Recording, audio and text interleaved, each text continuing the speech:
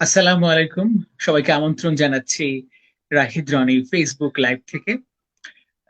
সন্ধ্যা 7টায় লাইভটি করার কথা ছিল, কিন্তু নামাজের কারণে 25 মিনিট দেরি হলো। কিন্তু আমার সঙ্গে যিনি আছেন তিনি অন্য এক মানুষ। তিনি সত্যিকার অর্থে অন্য এক মানুষ। অনেক পরিবর্তন হয়েছে, আলহামদুলিল্লাহ। এবং এই পরিবর্তনটা ইসলামের পথে, কোরআনের পথে। অভিনয়কে বিদায় জানিয়েছেন সানাই মাহবুব। এখন তিনি ইসলামের পথে, এবং আমাকে জানিয়েছেন আফটার লকডাউন তিনি হজেও যাবেন। আমার সঙ্গে যুক্ত হচ্ছেন সানাই মাহবুব। কেমন আছেন আপনি? আসসালামু আলাইকুম রহমতুল্লাহ বারাকাতুহু। ওয়ালাইকুম আলহামদুলিল্লাহ আমি আসসালাম। ভালো আছি। আমার মনে হয় ভাইয়া আপনিও ভালো আছেন এবং যারা দেখছেন তারা সবাই আল্লাহর অশেষ রহমতে ভালো আছেন। একদম তাই। এবং আমি প্রথমেই যে বিষয়টা আপনার কাছ থেকে জানতে চাই, এতদিন কোথায় ছিলেন? মানে অনেকেই জানতে চেয়েছিলেন আপনার আপনার কোভিড-19 হয়েছিল, পজিটিভ হয়েছিলেন। জি। তার আগে পরে মিলিয়ে সময়টা কেমন গেছে, কোথায় ছিলেন, নাকি প্রস্তুতি আচ্ছা নিচ্ছিলেন? আপনি বলেন। আচ্ছা, ধন্যবাদ আপনাকে, খুবই সুন্দর একটা প্রশ্ন করেছেন। সবার আগে প্রশ্নের উত্তর দেওয়ার আগে আমি একটা ব্যাপার একটু ক্লিয়ার করতে চাই। সেটা হচ্ছে যে আম, অনেকেই হয়তো বা অনেক ভাইয়েরা বা বোনেরা প্রশ্ন করতে পারে যে আমি ইসলামের পথে আসার পরে আমি কেন লাইভে আসলাম, বা আমি কেন খুদে ভিডিও বার্তাগুলো দিচ্ছি। এই রকমের প্রশ্ন অনেকের মনে আসতে পারে। আমি প্রথমে এই প্রশ্নের উত্তর দেই যে কিছু কিছু প্রশ্ন আমার মনে হয় একটা মানুষ হিসেবে আমাকে ক্লিয়ার করা উচিত সবার সামনে। এই জন্যই মূলত আজকে রাহিদ রনি ভাইয়ের সাথে লাইভে আসা। আমার মনে হয় আমি ওনার মাধ্যমে হলেও কিছু কিছু প্রশ্নের উত্তর মানুষকে দিতে পারবো, যে প্রশ্নগুলো মানুষের মনে উকি দিচ্ছে। এবং আমার মনে হয় যে ইসলামেও স্পষ্ট বলা আছে যে তুমি তোমাকে ক্লিয়ার করে রাখো। তুমি তোমার পক্ষে তুমি তুমি কিরকম আছো, বা তুমি নিজেকে অনুমান করতে দিও না কাউকে। তুমি তোমার পক্ষে সৎ থাকো, তুমি তোমাকে ক্লিয়ার করো।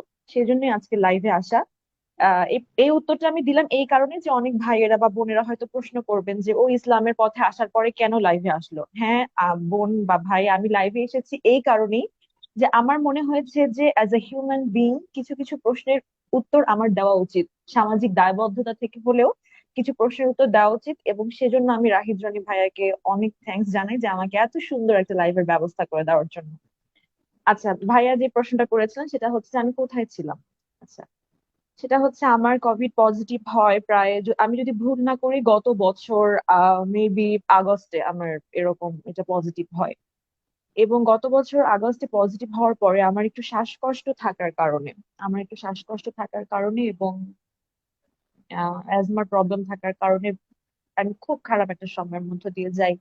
ইভেন এটা নিয়ে অনেক নিউজও হয়েছে যে আমি আইসিইউ তে আছি। হ্যাঁ, আমি আইসিইউ তে ছিলাম। এবং আইসিইউ বলতে যারা যারা গিয়েছেন আল্লাহ মাফ করুক, যারা যারা আইসিইউ তে গিয়েছেন তারা সবাই জানে যে এটা মৃত্যু, সাক্ষাৎ মৃত্যুকে দেখে যদি কেউ ফিরে আসে সে মৃত্যুর মুখ থেকে ফিরে আসে। সে সরাসরি সাক্ষাৎ মৃত্যুর মুখ থেকে ফিরে আসে। এবং তার শারীরিক কোনো, সবার পরিবর্তন আসবে বা শারীরিক ভাবে সবাই অনেক বেশি উইক হয়ে যাবে, তার চেয়ে তারা মানসিক ভাবে অনেক বেশি উইক হয়। এটা আমি আমার পার্সোনাল এক্সপিরিয়েন্স শেয়ার করছি যে তারা মানসিক ভাবে ভীষণ ভাবে উইক হয়ে পড়ে। এবং আমি ওখানে থাকা আইসিইউ বেডে থাকা অবস্থায় একটা সিদ্ধান্ত নিই যে আল্লাহ যদি আমাকে দ্বিতীয় একটা জীবন দেয়, অবশ্যই এটা আমার একটা দ্বিতীয় জীবন, আমার একটা নতুন জীবন। আল্লাহ যদি আমাকে নতুন একটা জীবন দেন, আমি অবশ্যই এটা আমার মাবুদের নামে, আমার রাব্বুল আলামিন, আমার পাক পারওয়ারদিগারের নামে আহ উৎসর্গ করব, এবং সবসময় চেষ্টা করব যে ইসলামের সাথে থাকার। কারণ আমরা মানুষ মাত্রই ভুল, আমরা কেউ ভুলের ঊর্ধ্বে না। কেউ বলতে পারবে না যে আমি কোনো ভুল করিনি, আমি কোনো পাপ করিনি। হ্যাঁ, আমি করেছি, এবং আমি তওবা করেছি, এখনো তওবা করছি। এটাই। আর এই পুরো সময়টা আমি আসলে কিছু সময় চিটাগাং এ থেকেছি, কিছু সময় আমার হোমটাউন রংপুর, কিছু সময় আমার হোমটাউন রংপুরে থেকেছি, কিছু সময় নীলফামারীতে থেকেছি, কিছু সময়, খুব অল্প কিছু সময় ঢাকাতেও থেকেছি। বাট হ্যাঁ, বেশিরভাগ সময় আমার রংপুরে থাকা হয়েছে এবং নীলফামারীতে থাকা হয়েছে। দুইটা মিলেই ছিলাম। ঢাকায় কিছু চেক আপের জন্য আসা হয়, এবং ওই সময়টাতে কিছু আমার আমার যে ডক্টরের আন্ডারে আমি ছিলাম উনি আমাকে কিছু এক্সারসাইজ করতে বলেছেন, যেমন প্রতিদিন আমাকে 20 থেকে 30 মিনিট হাঁটতে বলেছেন, কিছু এক্সারসাইজ করতে বলেছেন ডেইলি লাইফে ফেরার জন্য। কারণ মানুষের মধ্যে অনেক জড়তা আসে, আইসিইউ থেকে আসার পরে ভীষণ জড়তা আসে, কিছু করতে ইচ্ছা করে না, ঘেমে লাগে সবকিছু। কি এগুলো থেকে বের হওয়ার জন্য আমাকে কিছু এক্সারসাইজ দিয়েছিলেন, সেগুলো করার চেষ্টা করেছি। আর হ্যাঁ, অবশ্যই আমি আমার পড়াশোনা নতুন করে শুরু করেছি। আমি স্ট্যানফোর্ড ইউনিভার্সিটিতে বিবিএ তে পড়ছি। আমার ব্যাচ নাম্বার 48 ব্যাচ, এন্ড আমার আইডি নাম্বারটা হচ্ছে 048149799। আমি আমি যদি রেগুলার পড়াশোনা করতাম অবশ্যই আমার এমবিএ শেষ হয়ে যেত, বাট এটা আমার দুঃখ, একটা কষ্ট যে আমি এখন বিবিএ শেষ করতে পারিনি। আমার লাস্ট 11th সেমিস্টার চলছে। তো সামনেই আমার হচ্ছে ইন্টার্নশিপ, দোয়া করবেন আমার জন্য, আমি যেন ইন্টার্নশিপ শেষ করে এমবিএ শুরু করতে পারি। সানাই, আপনার কিছু ভিডিও এখনো সোশ্যাল মিডিয়াতে আছে, জি। এবং সেটা এবং আপনার ইনস্টাগ্রামেও দেখা যায় আপনার কিছু ভিডিওস রয়েছে, ফেসবুকে রয়েছে, ইউটিউব থেকে মোটামুটি প্রায় সরেই গেছে। এখনো যে ভিডিওগুলো আছে সে ব্যাপারে আপনার বক্তব্য কি? সেই ব্যাপারে আমার বক্তব্য হচ্ছে যে আমি প্রায় এর মধ্যে গুলশান থানায় দুটো জিডি করেছি। একটা জিডি আমি 15ই আগস্ট 2020-এ করেছি, যে জিডির নাম্বার হচ্ছে 1001, এক না হলে 3 এরকম হবে। আর আরেকটা জিডি আমি কিছুদিন আগে করেছি। যে আমার এই রকমের কোনো সোশ্যাল মিডিয়া অ্যাকাউন্ট বর্তমানে একদমই নেই। আমার একটা ভেরিফাইড পেজ ছিল, যে পেজটা আমি নিজে আনপাবলিশ মানে হাইড করে রেখেছি, প্রায় 1 বছরের বেশি সময় আমি এটাকে হাইড করে রেখেছি। এবং আমার ইনস্টাগ্রাম অ্যাকাউন্টটি রিসেন্টলি কারা জানি হ্যাক করেছে। আমার ইসলামের পথে আসার ভিডিও গুলো দেওয়ার কিছুদিন আগে ওটা হ্যাক হয়েছে, এবং ওই আইডির উপর আমার কোনো নিয়ন্ত্রণ নেই। এটা আমি তখন গ্রামে আছি, রংপুরে আছি, দ্যাটস ওয়াই আমি এটার বিরুদ্ধে জিডি করতে পারিনি। কিন্তু আমার পক্ষ থেকে আমার সমস্ত অ্যাকাউন্ট একদম অফ। আমার ইউটিউবে একটা চ্যানেল ছিল, আমি ওই চ্যানেলটাও হাইড করে রেখেছি। এবং আমার পক্ষ থেকে আমার কোনো ভিডিও নেই, যে ভিডিওগুলো দেখছেন এবং ফেসবুকে যে অ্যাকাউন্ট গুলো ঘুরছে এগুলো সবগুলোই ফেক অ্যাকাউন্ট। এবং এগুলোর বিরুদ্ধে গুলশান থানায় আমি রিসেন্টলি, এটা হচ্ছে 15 তারিখে, 15ই জুলাই আমি আবারও জিডি করি, তদন্ত সাপেক্ষে জিডি করেছি। সানাই, করোনা পজিটিভ হওয়ার পরে যখন আপনি আইসিইউতে ছিলেন, তখনই আপনার উপলব্ধি হলো যে আমি ইসলামের পথে আসবো, নাকি আগের থেকেই মনের মধ্যে কাজ করছিল না যে আমার ইসলামের পথে আসা উচিত, কোরআনের পথে আসা উচিত, আলোর পথ একটাই, সেটা হচ্ছে ইসলাম? কখন আসলে কাজ করছিল, নাকি যখন পজিটিভ হলেন, আইসিইউতে গেলেন, তখন মৃত্যুকে দেখতে পেলেন বা মৃত্যুর খুব কাছাকাছি গেছেন, তখনই মনে হলো যে আহ, জীবন যদি পেয়ে যাই, পরবর্তী জীবন যদি একটা পাই, মহান আল্লাহ যদি আমাকে একটা জীবন দেন, তাহলে আমি আল্লাহর পথে নিজেকে উৎসর্গ করব?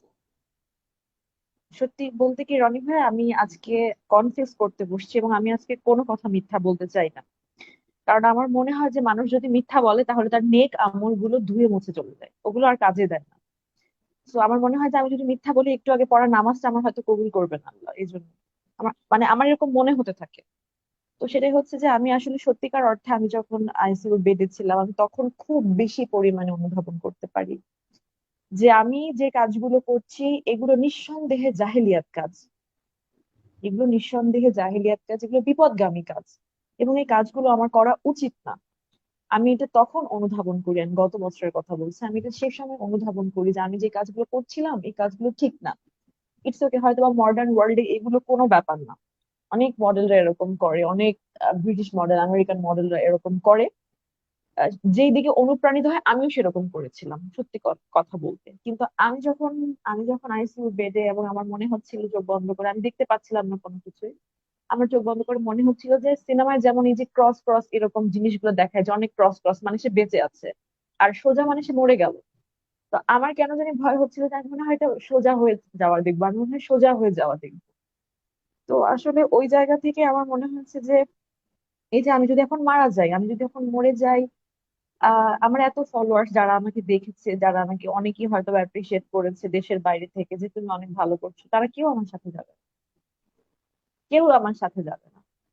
ইভেন আমাকে যারা জন্ম দিয়েছেন, আমার পরম শ্রদ্ধেয় বাবা মা, তারাও যাবেন না। আমার কোনো চাচা না, আমার কোনো চাচি না, আমার কোনো ফুপা না, আমার কোনো ফুপি, কেউ আমার সাথে যাবে না। আমি একদম একা।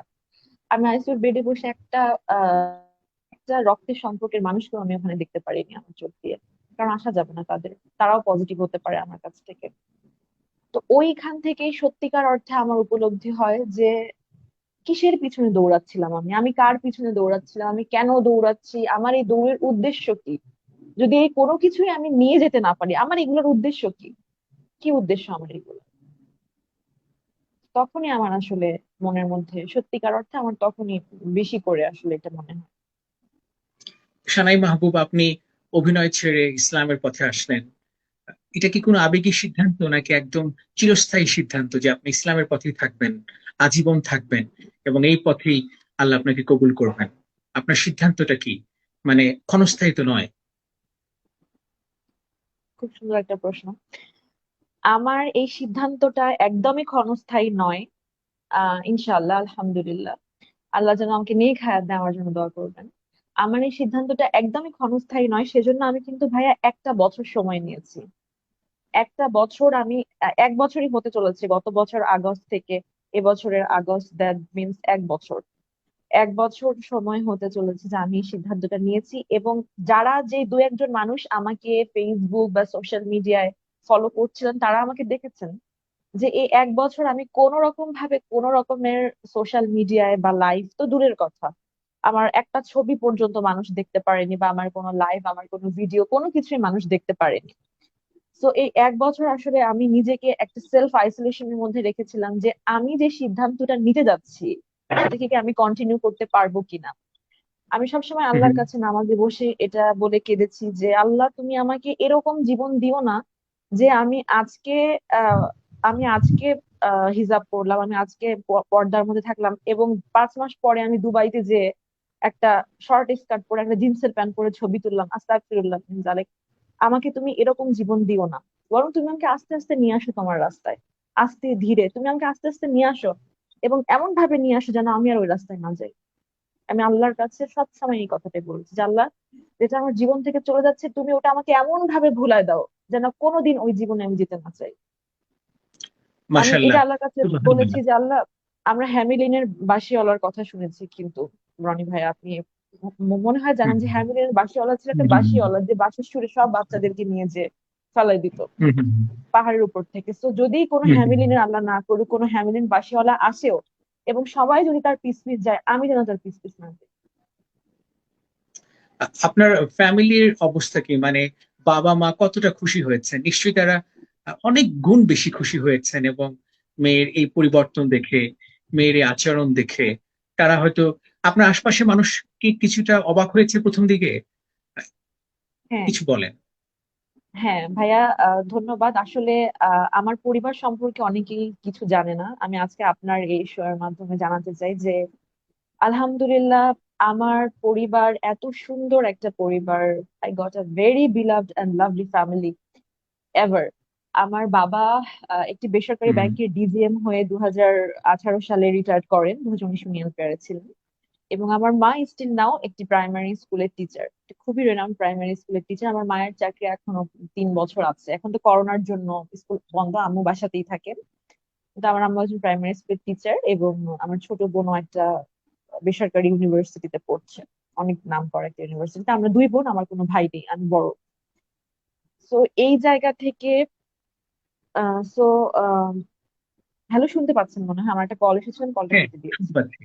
জি, ধন্যবাদ। হুম, শুনতে পাচ্ছি। তো এই এই জায়গা থেকে আমার উপরে আমার পরিবারের একটা আহ সবসময় ছিল যে আমার মাকে আমি ছোটবেলা থেকে, রনি ভাইয়া কখনো নামাজ ওয়াক্ত, মানে ওয়াক্ত মতো তিনি নামাজ পড়েছেন, ওয়াক্ত মতো। স্কুলে চাকরি করেও উনি, স্কুলে অবশ্যই নামাজের ঘর আছে, সেখানে ওয়াক্ত মতো নামাজ পড়েছেন। এবং আমার মাকে আমরা কখনো আসরের নামাজ মাগরিবে পড়তে দেখিনি এখনো পর্যন্ত। মাগরিবের নামাজ এশায় পড়তে দেখিনি, এশার নামাজ রাত 12টায় পড়তে দেখিনি। তো এইভাবেই আসলে, আম, এইভাবেই আসলে আমার মধ্যে এই ব্যাপারগুলো আরো বেশি গ্রো আপ হয়। এবং আমার মা সবসময় বেশি চাইতো যে বাবা, যা হয়েছে ভুলে যাও, ভুলে যাও যে তুমি কোনো ভুল করেছো, তুমি কোনো কিছু করছো, তুমি ফিরে আসো আল্লাহর পথে। তবার রাস্তা সবসময় খোলা আছে। Allah is the most merciful, Allah is the most merciful lord. আল্লাহর ঘরে ক্ষমা আছে, তুমি ফিরে আসো, আল্লাহ তোমাকে এখনই মাফ করে দিবে, তুমি চলে আসো। আমার মা আমাকে অনেক বেশি ইন্সপায়ার করেছে, এবং মা ভীষণ খুশি। মা মা এতটাই খুশি যে উনি আমাকে বলেছে যে যদি আল্লাহ নসিব করে আমরা একসাথে হজে যাব। মা ভীষণ খুশি। সানাই মাহবুব, অভিনয়ে আসা কি অন্য কারোর অনুপ্রেরণায় কিংবা প্ররোচনায়, নাকি নিজের ইচ্ছাতেই আপনি ভুল পথে পা বাড়িয়েছিলেন আপনি মনে করেন? জি। নিজের ইচ্ছায় বলতে ওই সময়টাতে আসলে আমি যখন আমার মাথায় যখন এগুলো কাজ করছিল যে আমি অ্যাক্টিং করব বা এই টাইপের কিছু, তখন আমার বয়স মাত্র 19 বছর বয়স। তো হুম ওই হুম হুম সময় 19 বছর বয়সে আমি তখন চিন্তা করছিলাম যে করবো, এন্ড আমার এন্ট্রিটা মেবি 21-22 বছর বয়সে করেছি। তো আমি চিন্তা হুম হুম করছিলাম যে হুম এরকম কিছু করা উচিত। আমি আসলে ভাবতাম, মানে আমার আশেপাশের মানুষ আমাকে অনেক ক্ষেত্রে আমার আসলে আমি মিসগাইড হয়ে গিয়েছিলাম, কারণ আমার আশেপাশের সঙ্গ বা একটা হুম কথা হুম বলেন না যে সঙ্গদোষে লোহা ভাসে। সঙ্গটা ঠিক হুম হুম হওয়া হুম এবং একটা ভালো সঙ্গ পাওয়া অনেক বড় ব্যাপার। ভালো বন্ধু হুম হুম নির্বাচন করা অনেক বড় ব্যাপার। তো হুম ওই হুম সময় আমি আমার কিছু বন্ধুর মাধ্যমে মিসগাইড হয়ে যাই, লাইক আমাকে সবসময় বলতো তোমার হাইট অনেক ভালো, তুমি দেখতে অনেক ভালো, তুমি why you are not trying to do modelling, তুমি মডেলিং করার ট্রাই করো বা তুমি অ্যাক্টিং করার ট্রাই করো, তোমার হয়ে যাবে। তো ওই হুম হুম হুম। সময়টাতে আসলে আমার মাথায় বিন্দু বিন্দু করে এই ভুল পথে যাওয়ার সিদ্ধান্তগুলো আসতে থাকে ওই সময়টাতে। একটা বাংলাদেশে ছোট। যারা অভিনয় করেন তাদের মধ্যে অনেকেই না, একাধিক তারকা আছেন যারা ইসলামের পথ বেছে নিয়েছেন, একদম অভিনয়টাকেই ছেড়ে দিয়েছেন। বলতে পারি অ্যানি খানের কথা, বলতে পারি আহ সুজানার কথা, তারা একদম ইসলামের পথ বেছে নিয়েছেন। আহ, সানাই মাহবুব, আপনার সিনেমাও একটা মুক্তি পাওয়ার কথা রয়েছে, মানে খুব রিসেন্ট টাইমে হয়তো মুক্তি পেতে পারে। নামটা আমি ভুলে গিয়েছি। বাংলা ট্রিবিউনে, ঢাকা ট্রিবিউনে আমি একটা রিপোর্ট দেখলাম, সেখানে সিনেমা মুক্তির ব্যাপারে আপনার পদক্ষেপ কি, নাকি এটা নর্মাল প্রসেসে আগাবে? আহ এটাও একটা খুব সুন্দর প্রশ্ন। আমি অনেকের কাছে শুনছি যে অনেকে বলছে আচ্ছা ও তো ইসলামের পথে আসলো কিন্তু ওর সিনেমা কেন মুক্তি দিচ্ছে। হুম হুম সিনেমা কোনো আর্টিস্ট কখনো মুক্তি দিতে পারে না, এটা রনি ভাইও খুব ভালো জানবে, এবং যারা হুম হুম আম, আছে তারা জানেন যে আমি হুম হুম সিনেমার কোনো ডিরেক্টর বা পরিচালক ছিলাম না, আমি একজন সাধারণ আর্টিস্ট ছিলাম। এবং হুম কোনো হুম হুম। সিনেমা পৃথিবীর কোনো আর্টিস্ট মুক্তি দিতে পারে, না। তিনি যত হুম বড় হুম আর্টিস্ট হোক না কেন তারা মুক্তি দিতে পারে না। সিনেমার নিয়মে পরিচালক এবং প্রযোজক মিলে মুক্তি দেন। হুম তো হুম এই সিনেমার মুক্তিতে আমার কোনো হাত নেই, এবং আমি এই সিনেমার কোনো রকমের প্রচার প্রচারণায় আসলে থাকতে চাই না। আমি অন্ধকার জগৎ থেকে অনেক কষ্টে আলোর পথ দেখেছি, আলোর পথ, ইসলাম একটা আলোর পথ, এখানে এসেছি। সো আমি কোনো অবস্থাতেই আর অন্ধকার জগতে ফিরে যেতে চাই না। কিন্তু হ্যাঁ, অবশ্যই সবার জন্য শুভ কামনা। আমি ইসলামের পথে এসেছি জন্য যে আমি আরেকজন মানুষকে ঘৃণা করব তা না, কারণ ইসলাম আমাকে ঘৃণা করতে সমর্থন করে না। আমার ধর্ম আমাকে হুম কাউকে হুম ঘৃণা করতে দিবে না। ইসলাম সবচেয়ে শান্তির ধর্ম, এটা মানবতার ধর্ম। এবং আমার ধর্ম আমাকে কখনো আরেকজনকে ঘৃণা করো, ওকে গালি দাও, ওকে আস্তাগফিরুল্লাহ এটা বল, এটা আমি বলতে পারবো না, এটা আমি করতে পারবো না। তো এই জায়গা থেকে সবার জন্য আমি শুভ কামনাও করতে পারি না, বা সবাইকে খারাপও বলতে পারি না। অ্যাজ ইউজুয়াল ওটা ওটার মতো করে জিনিস, তবে আমি কোনোভাবে এটার সাথে সম্পর্ক যুক্ত আর না। তা তো নিশ্চয়ই সানাই, যার হৃদয় দান করবেন আল্লাহ, তিনি আল্লাহর পথে আসবেন, এটাই তো নিয়ম। এবং আল্লাহ যাকে হৃদায়ত করবেন তিনি আসলে সঠিক পথটা বেছে নেবেন। আর সঠিক পথ বেছে নেওয়ার জন্য আমাদের বিবেকও রয়েছে, সে বিবেকের দরজাও খোলা রাখতে হবে, জানালাও খোলা রাখতে হবে। আমি একটু জানতে চাই, নিশ্চয়ই আপনার অনুতপ্ত হয়, এবং আপনি বারবার বলছিলেন যে তওবা করতে চান, বারবার তওবাও করেন আল্লাহর কাছে, মহান রাব্বুল আলামিনের কাছে। নিশ্চয়ই আপনার কষ্ট হয়, দুঃখ হয়, আরো আগে যদি আসতে পারতেন, আরো কয়েকটা দিন আগে যদি আল্লাহর কালাম পড়তে পারতেন, বা মানে আল্লাহর পথে এই পথটা বেছে নিতে পারতেন, নিশ্চয়ই, তাই না? হ্যাঁ, অবশ্যই। অবশ্যই রনি ভাই, আমার এটা আহ প্রতি পদে পদে প্রতি মুহূর্তে মুহূর্তে মনে হয় যে আমি কেন, আমি সবসময় আল্লাহকে, মানে এই একটা বছর আমি সবসময় নামাজে বসে আল্লাহকে জিজ্ঞেস করছি, আল্লাহ যদি আমি তোমার রাস্তাতে আসবো, আমি কেন এতগুলো ভুল করলাম, আমি কেন এতদিন হুম ভুল পথে থাকলাম, আমি কেন আমার জীবন থেকে 4-5টা বছর এভাবে নষ্ট হয়ে গেল, আমি কেন তোমাকে হুম হুম দেখতে পারলাম না? হুম হাইয়াল হুম আল সালা, মানে তুমি সালাতের জন্য আসো, হাইয়াল আল ফালা, তুমি সমৃদ্ধির পথে আসো। কেন আমি হুম তাহলে হুম তোমার এই ডাকগুলো শুনতে পারলাম না? কত আজান আমার চোখের সামনে হয়েছে, আমি শুনতে পারিনি। কেন তাহলে এই দিনগুলো আমার আমার জীবনে আসলো? তখন আমার মনে হচ্ছে যে আল্লাহ আমাকে বলছেন যে যা হয় তা ভালোর জন্য, তোমাকে এত হুম হুম তাড়াতাড়ি আমার রাস্তায় ফেরত আনার এইটাই উপায় ছিল, যে তুমি দেখো সবকিছু। এটাই হুম হুম আমার হুম বারবার মনে হচ্ছে, এবং আমার মনে হয় একটা হাদিসে এরকম আছে, আমি যদি ভুল না করি, যদি আমার ভুল না হয়, ভুল করলে অবশ্যই মাফ করে দিবেন, কারণ আমি খুব বেশি কিছু জানি না, জানার চেষ্টা করছি। আমি একজন জুনিয়র স্টুডেন্ট হিসেবে ইসলামে আমি জানার হুম চেষ্টা হুম করছি। আমার এটা মনে হয় যে আমাদের সর্বশ্রেষ্ঠ উম, নবী, আমাদের শেষ নবী মহানবী হযরত মুহাম্মদ সাল্লাল্লাহু আলাইহি ওয়াসাল্লাম বলেছেন যে যখন বৃষ্টি হয় আমি বৃষ্টির পানির ফোঁটা গুনতে পারবো, বৃষ্টি হওয়ার সময় হুম বৃষ্টির পানির ফোঁটা গুনতে পারবো, কিন্তু যৌবনে করা ইবাদতের কি পরিমাণ ফজিলত, কি পরিমাণ সওয়াব আমি এটা গুণে শেষ করতে পারবো না। সুবহানাল্লাহ, মাশাআল্লাহ, সুবহানাল্লাহ। আলহামদুলিল্লাহ। হুম হুম হুম তো হুম আল্লাহ হুম। আমাকে যৌবনেই ফিরায় আনছে আল্লাহর পথে।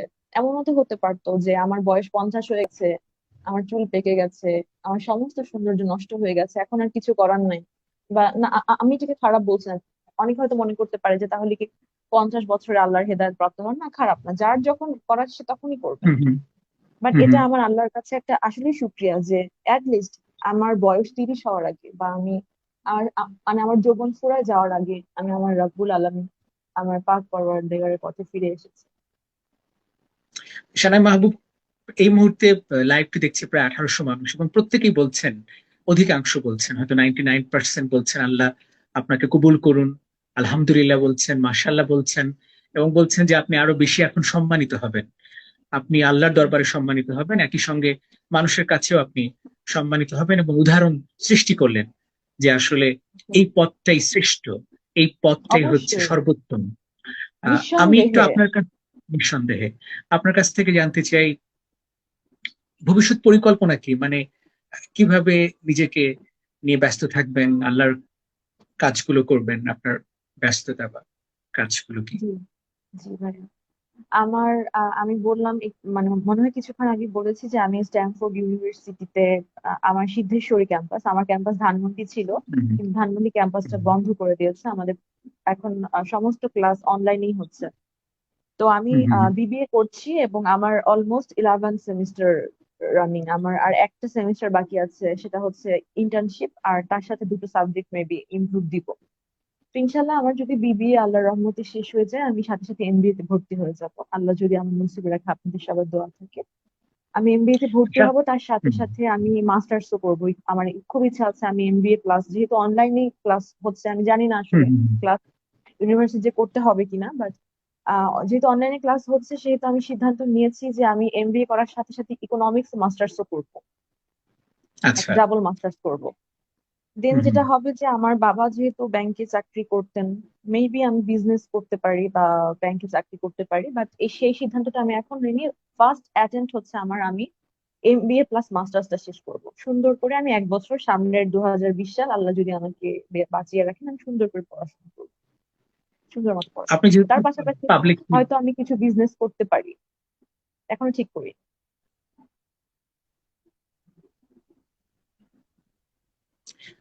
সানাই আপনি যেহেতু পাবলিক ফিগার এবং আপনাকে অনেক মানুষই জানতে চাচ্ছে, আপনি, অনেকে বলছে আপনি সিঙ্গেল নাকি ম্যারিড, এই প্রশ্নগুলো করছে অনেকে। আহ, এই লকডাউনের সময় কিংবা করোনার মধ্যে বিয়ে কাজটা সম্পূর্ণ করেছেন কিনা, যেহেতু আপনি পাবলিক ফিগার, আপনাকে নিয়ে অনেকের কৌতূহল রয়েছে, অনেকে জানার ইচ্ছে রয়েছে। আমি আমি সিঙ্গেল আছি, এখনো ম্যারিড এখনো হয়নি। আমি এখনো বিয়ে শাদী করার কথা চিন্তা করছি, দেখা যাক কি হয়। আচ্ছা, আলহামদুলিল্লাহ। পাত্র হিসেবে নিশ্চয়ই আপনি ইসলামের পথে কাউকে, আহ, যিনি থাকবেন, যিনি আপনাকে, আহ, মানে আপনার জীবন সঙ্গী কেমন হবে, আপনার কি পরিকল্পনা আছে এখন? আসলে এই ব্যাপারে কোনো পরিকল্পনা আপাতত নেই, কারণ হচ্ছে আমার সবাই হয়তো জানে যে আমার বাগদান হয়েছিল একজন এমপির সাথে, এবং আম, সেখানে কিছু জটিলতা রয়েছে। সো ওই সম্পর্কটা আমার আর কন্টিনিউ হয়নি, বা আমি ওই সম্পর্কে আর নেই। এবং তার বয়স ছিল অলমোস্ট 68-র মতো।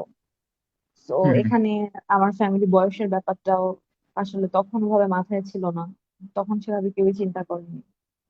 কিন্তু পরবর্তীতে আসলে বাগদানটা আসলে শেষ পর্যন্ত, বিয়ে পর্যন্ত আসলে মনে হচ্ছে না গড়াবে বা গড়িয়েছে, এরকম কোনো পসিবিলিটি নেই। সেজন্য আমার ফ্যামিলি আসলে সিদ্ধান্ত নিচ্ছে যে কি করবে আমি জানি না, আমার সাথে কার বিয়ে হবে আমি জানি না, কিন্তু হ্যাঁ অবশ্যই আমি একজন দিনদার, দিনের পথে যিনি আছেন, যিনি ইসলামের পথে আছে, সে যত ক্ষুদ্র ব্যবসা করুক না কেন বা যত ক্ষুদ্র চাকরি করুক না কেন, অনেক ছোট ছোট চাকরি সে করতে পারে, আমার কাছে কোনো কিছু ছোট না, আমি অবশ্যই তাকে একসেপ্ট করবো, বাট তাকে অবশ্যই দিনের পথে থাকতে হবে। বাহ, চমৎকার। মানে খুবই ভালো লাগছে। আরেকটি প্রশ্ন সবচেয়ে বেশি গণমাধ্যমে আসছে যে আপনি মিডিয়া জগতে উন্নতি করতে পারেননি বা সাফল্য তেমন পাননি, এই জন্যই আসলে ইসলামের পথটা বেছে নিয়েছেন, এই ব্যাপারটা একটু ক্লিয়ার করবেন। আচ্ছা, তো এটাও একটা খুব সুন্দর কোশ্চেন। আমি সবার কাছ থেকে শুনতেছি যে সবাই আসলে বলতেছে ও হয়তো বা কিছু করতে পারেনি জন্য এরকম করছে। আসলে এটা একদমই ভুল ধারণা। আমরা যেটাকে সাকসেস বলি, যে ইহকালের যেটা সাকসেস, আমাদের সবার চোখে যেটা সাকসেস, আমাদের সবার চোখে যেটা উন্নতি, সেটা কি আদৌ উন্নতি কিনা, সেটা কি আদৌ কোনো ক্যারিয়ার কিনা? আমার রাব্বুল আলামিন পাক পরওয়ারদিগার যেখানে আহ আহ যেখানে আল্লাহ যেখানে আল্লাহর কোনো যেখানে আল্লাহর কোনো ইশারা নেই, ডেফিনেটলি একটা অন্ধকার জগৎ, যেখানে মেয়েদেরকে উন্মুক্ত করা হয়, সেখানে আল্লাহর কোনো ইয়ে থাকে না। তো যেখানে আল্লাহর কোনো, যেই পথটাকে আল্লাহ নিষেধ করেছেন, যে পথটাকে আল্লাহ নিষেধ করেছেন, সেই পথটা কোনো সাকসেসের পথ হতে পারে না। আল্লাহকে ছাড়া কোনো সাকসেস সাকসেস না। যার মধ্যে ইসলামের ইলম নেই, যার মধ্যে ইসলামের কোনো দায়বদ্ধতা নেই, যার মধ্যে ইসলামের শিক্ষা নেই, সেটা কোনো সাকসেস হতে পারে না। এটা বুঝার পরে আমি চলে এসেছি। আর যে সাকসেসের কথা বলছেন, আমি যদি সাকসেস কাউন্ট করতে যাইতামই, তাহলে অবশ্যই আমাকে আমি চিন্তা করতাম যে আমাকে তো সবাই কম বেশি সবাই চেনে, তাহলে আমি প্রজেক্ট হুম কেন হুম কাজে লাগে, কেন কাজ করবো না? খারাপের হুম যেমন হুম অনেক যাওয়ার রাস্তা আছে, ভালো রাস্তাও সেরকম আছে। আমি মনে হয় আমার পয়েন্টটা সবাইকে বুঝাতে পেরেছি, যে আমি যদি মনেই করতাম যে উম, আমার এটাকে কাজে লাগানো উচিত, বা আমার এটাকে কাজে লাগাতে চাই, আমি অবশ্যই এটাকে কাজে লাগাতে পারতাম। আমি আমি চিন্তা করতাম যে আমাকে তো সবাই চেনে, তাহলে আমি এটাকে কাজে লাগাই কিছু একটা করি। কিন্তু আমার মাথায় কখন এই চিন্তাটা, আমি যখন রিয়েলাইজ করতে পারি, তখন আমার মাথায় এটা চিন্তা কোনো ভাবেই কাজ করলো না। আমার মাথায় কাজ করলো যে আমি কি করলাম, আমি কেন এতগুলো সময় নষ্ট করলাম। হুম হুম আজকে আমি আমার আল্লাহর পথে আরো যদি আগে আসতাম, আমি হুম ডেফিনেটলি সংসার জীবন শুরু করতে পারতাম, আমার বাচ্চা থাকতো। আমি এগুলো চিন্তা করা শুরু করলাম। হ্যাঁ, হয়তো বা এই যুগের কাছে 26-27 বছর বা 27-28 বছর কোনো সমস্যাই না। এটা তো হুম 30-32 বছর বয়সের মানুষ অহরহ বিয়ে করছে। বাট বিয়ের হুম বয়স তো মেয়েদের জন্য 15-16 বছর, বা আমাদের দেশের আইন অনুযায়ী 18 বছর। অ্যাটলিস্ট আঠারো হুম বছরের মধ্যে আমার বিয়ে করা উচিত ছিল। তখন আমার এটা মনে হয়েছে যে অ্যাটলিস্ট আমার 18-19 বছর বয়সে বিয়ে করা উচিত ছিল। তো এই চিন্তাগুলো আমার মাথায় আসা শুরু করে যে আমি কি করলাম, সাকসেস কি সাকসেস? দুনিয়ার সাকসেসই সব সাকসেস? তাহলে দুনিয়ার জীবনটা আমার মাত্র 50-60 বছর, বা 60-70 বছরের কেন? আমি কেন তাহলে এখানে 200 বছর থাকতে পারতেছি না? যদি এটাই আমার সর্বোচ্চ সাকসেসের জায়গা হয়, সর্বোচ্চ সাকসেসের জায়গা দুনিয়া না, আখিরাত। এটা চিন্তা আসার পরেই আমি ছেড়ে দিয়েছি। না হলে অনেক কিছুই করা যেত। এই যে গত একটা বছর আমার কাছে তো কম কাজের অফার আসেনি। হুম হুম হুম লিস্ট আমি একটা ব্লগার হতে পারতাম। অনেক ব্লগার আছেন, বা অনেক নারী ইয়ে আছেন। আমি আমি আমি কাউকে খারাপ বলছি না, আমি সেটা হতে পারতাম। বা আমি কোনো হুম অনেক শো উপস্থাপনা করার অফার আসছিল আমার কাছে, আমি তো হুম হুম একটাতেও যাইনি। এবং আমার কাছে সেগুলোর প্রমাণ আছে যে আমার কাছে কি কি হুম অফার এসেছে, কই আমি তো একটাতেও যাইনি।